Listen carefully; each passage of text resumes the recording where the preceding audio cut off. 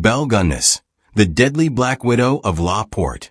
Belle Gunness, born on November 11, 1859, in Norway. Belle Gunness lived a life of desperation and deceit. Growing up in poverty and facing abuse, she immigrated to the United States in 1881, seeking a fresh start. Settling in Chicago, she married Mads Sorensen, and together they opened a candy store. The business mysteriously burned down, yielding them insurance money. Tragically, Mads died under suspicious circumstances. On the day, 2 life insurance policies overlapped, allowing Belle to collect a significant payout.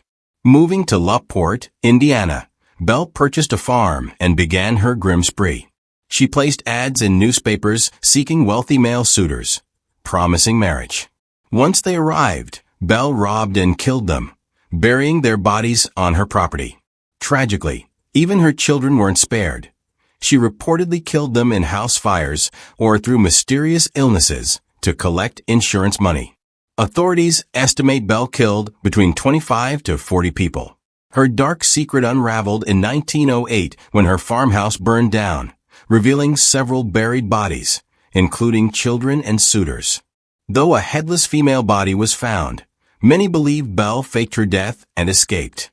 Her cunning nature and brutality cement her legacy as one of history's most notorious female serial killers. Leonardo Chanul, the soapmaker of Correggio.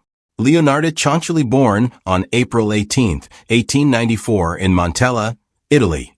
Leonardo Chanul endured a traumatic childhood marked by abuse and rejection. A series of personal tragedies, including multiple miscarriages and the deaths of several children, deepened her belief in superstitions and occult practices. She turned to fortune-telling and rituals, hoping to protect her remaining family. Between 1939 and 1940, Leonardo committed 3 gruesome murders in the small town of Correggio, Italy. Her victims were lonely women whom she lured with promises of assistance. Once she gained their trust, she killed them with an axe, dismembered their bodies, and boiled them in caustic soda. Horrifyingly, she turned their remains into soap and tea cakes, which she consumed and shared with others. Leonardo's reign of terror ended when the sister of her final victim alerted authorities. During her 1946 trial, she displayed no remorse, recounting the murders in graphic detail. She was sentenced to 30 years in prison and 3 years in a criminal asylum. Leonardo died of a cerebral hemorrhage in 1970, leaving behind a legacy as one of Italy's most chilling murderers. Miyuki Ishikawa, the midwife of death. Miyuki Ishikawa, born in 1897 in Japan's Miyazaki Prefecture, became a symbol of neglect and cruelty in post-war Japan. A trained midwife, she worked at the Kotobuki Maternity Hospital in Tokyo during a time of extreme poverty and overpopulation. Ishikawa exploited the despair of impoverished parents who couldn't care for their newborns. Instead of providing care, she neglected the infants, leaving them to die of starvation and abandonment. Her justification? She believed she was sparing them from a life of poverty. Greed also played a significant role. She demanded payments from desperate parents and collaborated with accomplices, including her husband and a doctor who falsified death certificates. In 1948, authorities discovered 2 infant corpses, sparking an investigation that revealed over 100 deaths linked to Ishikawa. Though arrested and convicted, her initial sentence of 8 years was shockingly reduced to 4 on appeal. This leniency sparked public outrage and led to reforms in Japan's child welfare system. Miyuki Ishikawa's eventual fate remains unknown, but her actions remain a stark reminder of the dangers of systemic failure and human apathy. Nanny Doss, the giggling granny. Nanny Doss, born on November 4, 1905, in Alabama, endured a difficult childhood under an abusive father. Her early life shaped her longing for romance, inspired by magazines and novels. However, her real relationships were marked by manipulation and murder. Over decades, Nanny poisoned 4 husbands, as well as her mother, mother-in-law, sisters, grandson, and nephew. Her preferred method was arsenic, which she laced into food and drinks. Financial gain through life insurance payouts and dissatisfaction in her relationships were her primary motives. Nanny's crimes went unnoticed for years, as her cheerful demeanor masked her sinister deeds. Her downfall came in 1954 when her fifth husband, Samuel Doss, died suspiciously. An autopsy revealed arsenic poisoning, leading to her confession.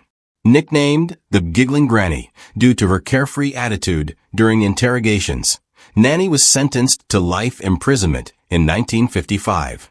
She died of leukemia in 1965, leaving behind a trail of deceit and death. Dagmer Overby, Denmark's baby killer. Dagmer Overby, born on April 23, 1887, in Denmark, Dagmer Overby grew up in poverty and endured neglect. As an adult, she became a babysitter, preying on desperate unwed mothers. Between 1913 and 1920, she killed at least 9 infants entrusted to her care, though the number could be as high as 25. Dagmer offered to help mothers by either adopting their babies or finding them homes in exchange for payment. Instead, she murdered the infants using methods like strangulation, drowning, or even burning their bodies. Her crimes remained undetected for years, as she meticulously concealed the remains. In 1920, a suspicious mother reported her, leading to an investigation that uncovered the horrifying truth. Dagmer's trial shocked Denmark, exposing the vulnerabilities in its child welfare system. Convicted of 9 murders, she was sentenced to life imprisonment and died in 1929. Her case spurred significant reforms in Denmark's adoption laws, forever changing the nation's approach to child welfare. Daria Salova, the sadistic noblewoman. Daria Salova, born in 1730 and infamously known as Salty Chica, was a Russian noblewoman and serial killer whose reign of terror shocked 18th century Russia. Born into an aristocratic family, Saltykova enjoyed a privileged upbringing and later married Gleb Saltykov, a member of an influential family. Widowed young, she inherited a vast estate and immense wealth, granting her control over hundreds of serfs. However, Saltykova's power turned dark as she unleashed her sadistic rage on her female serfs. Between 1756 and 1762, she tortured and murdered at least 38 women and girls, subjecting them to horrific abuses such as beatings, burning, and starvation. Her cruelty often stemmed from minor or imagined offenses, and witnesses described her as being prone to uncontrollable fits of rage. Despite numerous complaints, Saltykova remained untouchable for years due to her social status. It wasn't until serfs petitioned Empress Catherine the Great that an investigation was launched. Saltykova was found guilty of 38 murders, though it was suspected she killed many more. Stripped of her noble status, she was publicly humiliated and sentenced to life imprisonment. Initially confined to a dark monastery dungeon, she spent decades in isolation before being transferred to less severe confinement. Saltykova died in 1801 at the age of 71, leaving behind a legacy of fear and cruelty. Her story serves as a chilling reminder of the horrors of unchecked power. Deline Laori, the monster of Royal Street. Born in 1787, Deline Laori was a wealthy New Orleans socialite who became infamous for her horrifying cruelty. Married to Dr. Leonard Louis Laori, she lived in a grand mansion on Royal Street that masked her dark secrets. Though charming and respected in society, Deline harbored sadistic tendencies, brutally torturing and abusing the enslaved people in her household. In 1834, a fire broke out in her mansion, revealing her atrocities. Rescuers discovered enslaved individuals chained and mutilated in a locked attic, many showing signs of prolonged torture. Accounts described horrifying injuries, including broken bones set in unnatural positions and crude medical experiments. The exact number of her victims remains unknown, though many believe she caused the deaths of dozens. Following the fire, an enraged mob destroyed her mansion, but Delphine fled to France, escaping justice. She lived in exile until her death in 1849. Her crimes left a dark legacy, symbolizing the brutality of slavery and the corruption of unchecked power. Mary Ann Cotton, Britain's first female serial killer. Born in 1832 in Low Moorsley, County Durham, Mary Ann Cotton grew up in poverty, which may have shaped her ruthless and calculating nature. After losing her father in a mining accident, Mary Ann became a nurse and later married, starting a pattern of relationships marked by mysterious deaths. Over 2 decades, Cotton killed at least 21 people, including husbands, lovers, children, and stepchildren. She used arsenic, a poison easily accessible at the time, to simulate symptoms of gastric illness, such as vomiting and abdominal pain. Her primary motive was financial, as she profited from life insurance policies and inheritances. Suspicion grew when those close to her began dying in rapid succession. In 1872, the death of her stepson, Charles Edward Cotton, prompted an investigation. An autopsy revealed arsenic poisoning, and subsequent examinations of other bodies confirmed her methods. Mary Ann was arrested, tried, and found guilty of Charles's murder. On March 24, 1873, she was hanged at Durham Jail, though her execution was reportedly botched, causing her to die slowly from strangulation. Her case exposed flaws in Victorian England's legal and medical systems and cemented her legacy as Britain's first female serial killer. Amelia Dyer, the baby farmer of Victorian England. Amelia Dyer, born in 1837 in Pile Marsh, Bristol, became one of Britain's most notorious serial killers through her exploitation of the Victorian-era practice of baby farming. Raised in a working-class family, her early life was marked by hardship and the mental illness of her mother, which may have influenced her later behavior. Initially trained as a nurse, Dyer turned to baby farming, where she offered to care for unwanted infants in exchange for payment.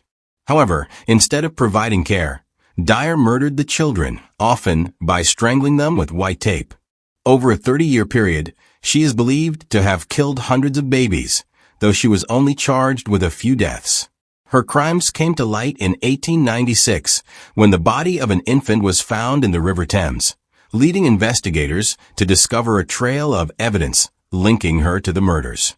Authorities found bodies in the river and incriminating documents at her home. Dyer confessed to many killings and was convicted of one murder. On June 10, 1896, she was hanged at Newgate Prison, leaving behind a chilling legacy as one of history's deadliest female serial killers.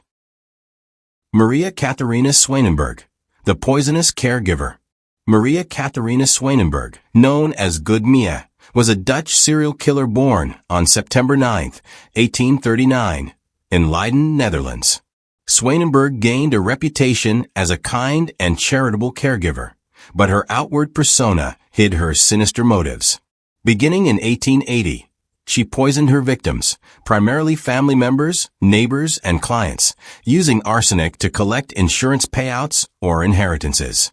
Swanberg's crimes came to light in December 1883, when the deaths of several people in quick succession raised suspicions. Investigators discovered that her victims had consumed food or drink she provided, and autopsies confirmed arsenic poisoning. In 1885, she was convicted of 3 murders, though she was suspected of killing at least 27 people and poisoning over 100 others. Sentenced to life imprisonment, she spent her remaining years in a correctional facility in Gouda, where she died in 1915. Swanberg's story revealed the dangers of unchecked trust and the ease with which poisons could be used to commit murder. Jane Toppen, Jolly Jane's lethal obsession. Jane Toppen, born Honora Kelly in 1854 in Boston, Massachusetts, endured a tragic childhood marked by her mother's death and abandonment by her alcoholic father. She was placed as an indentured servant with the Toppen family, adopting their surname. As a nurse in the 1880s, Toppen became known as Jolly Jane for her cheerful demeanor. However, beneath her friendly exterior, she harbored a sadistic obsession with experimenting on patients. Toppen administered lethal doses of morphine and atropine to observe their effects, often targeting patients, friends, and even landlords. She claimed to enjoy watching her victims die in agony and being close to them in their final moments. Her killing spree spanned years, culminating in the deaths of the Davis family, which led to her arrest in 1901. At her trial, Toppen was declared not guilty by reason of insanity and committed to Taunton State Hospital, where she spent the rest of her life. She confessed to 31 murders, but expressed a desire to surpass all others in killing. Jane Toppen died in 1938 at the age of 84, leaving behind a legacy as one of America's most infamous female serial killers.